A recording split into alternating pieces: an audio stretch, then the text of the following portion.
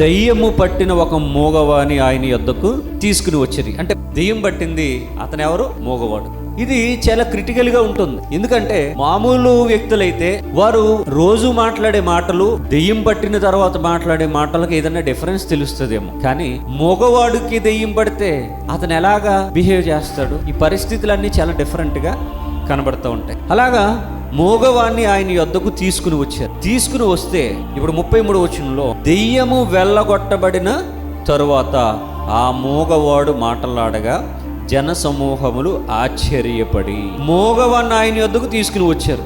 ఈయన దెయ్యాన్ని వదిలించారని రాశారా? మరి రాయలేదు కదా. రాయకపోయినా అక్కడ ఉన్నటువంటి సిచ్యువేషన్లో ఆయన దగ్గరికి అసలు ఎందుకు వస్తారు? వచ్చిన తర్వాత ఆయన ఏం చేసి ఉంటాడు? ఏం చేస్తే ఆ వ్యక్తిలో ఉన్నటువంటి దెయ్యం వదిలేలిపోయింది? అప్పటి వరకు మగవాడిగా ఉన్నటువంటి ఈ వ్యక్తి ఎలాగ మాట్లాడాడు అనేటటువంటి విషయాలను ఆలోచించారు.